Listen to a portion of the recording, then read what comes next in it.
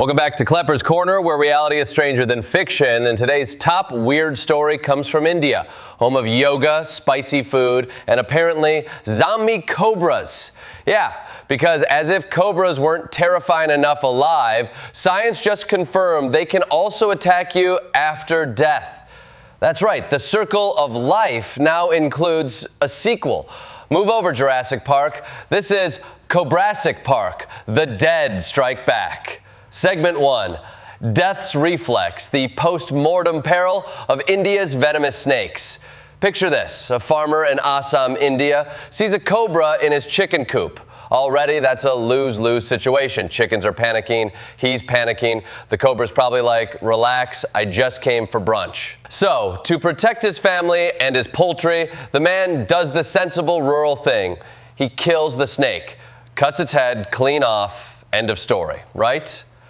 Wrong. Because a few minutes later, while trying to toss the body away, the severed head bites him on the thumb. Yes, folks, the cobra pulled a full weekend at Bernie's. Only instead of partying, it was injecting lethal neurotoxin into this poor guy's bloodstream.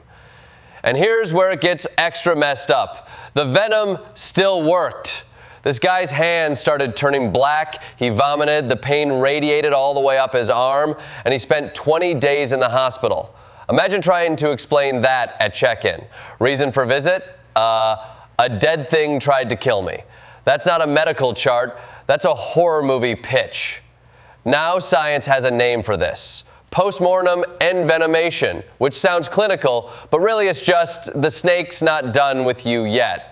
Honestly, snakes are basically the bad exes of the animal kingdom. They keep finding new ways to ruin your life, even after you think the relationship is over. Segment 2, the Assam case files. Now, you might think this is a freak one-off, the kind of thing rural legends are made of, but nope, this was just one of 3 cases scientists documented in Assam. They published it in a journal called Frontiers in Tropical Diseases, which is like if WebMD and Tales from the Crypt had a baby. Case 2, a farmer ran over a cobra with his tractor. Later, he got off, and the crushed snake bit him on the foot.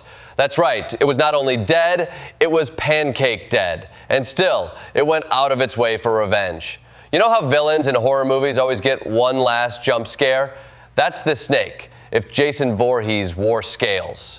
Case 3, a black crate. The snake got killed, tossed aside, and hours later, some curious neighbor picked it up. And what does curiosity get you? A bite on the finger, paralysis in all 4 limbs, and 43 hours on a ventilator. Yeah, this guy had to literally outsource breathing because of a snake that had been dead for 3 hours. Let that sink in. That's not biology, that's possession. Segment 3, the zombie bite explained. So how is this possible? Turns out snakes are cold-blooded with a slow metabolism, which means their reflexes can stick around long after death. Doctors explain that a snake's brain can stay reflexively active for up to 6 hours post-decapitation. 6 hours. That's longer than some of my uncles stay awake at Thanksgiving. And because their venom system works like a preloaded syringe, the fangs don't need a live snake to inject poison. You poke the head, venom squirts out like a ketchup packet from hell. So yeah, the dead cobra is basically a booby trap. Congratulations, you just picked up the world's deadliest Happy Meal toy. Segment 4, the global context. Now, before you say, oh, this is just an India problem, nope. Similar cases have been reported with rattlesnakes in America and black snakes in Australia.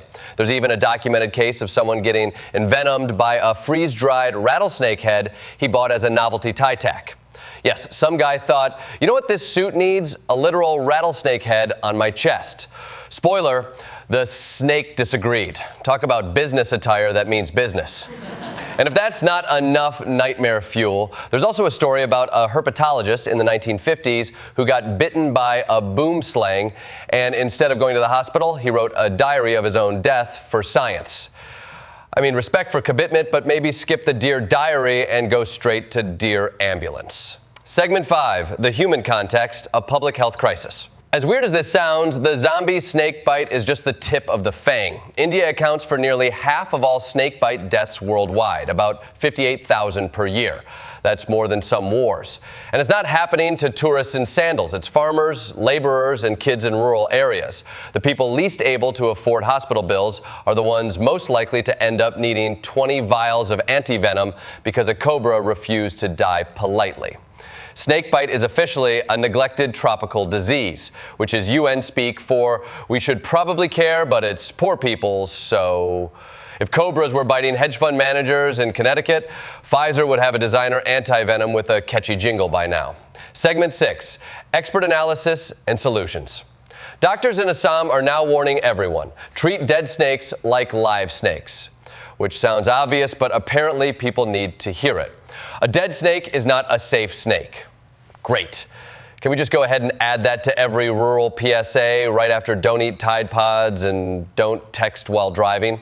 There's even a new app in Assam called SARPA that connects people with snake rescuers so they don't have to kill snakes themselves, which is progress, but imagine explaining that download to your grandma. No, grandma, it's not Tinder, it's Snakter. You swipe right, the snake goes left. Segment 7, tangents and takeaways, and this got me thinking, why are we only finding out about this now? Cobras have been around for millions of years, humans for thousands. That means generations of people have been out there playing hot potato with venomous landmines, and only recently did science say, hey, maybe we should write this down. Also, how long until this becomes a metaphor in politics? Even after you cut off the head of corruption, it still bites back. Somewhere, a senator is drafting a speech about it. And what about horror movies? Forget zombies, vampires, werewolves, Hollywood. Call me when you're ready for Cobra the Undying. Tagline, it's not dead until you are.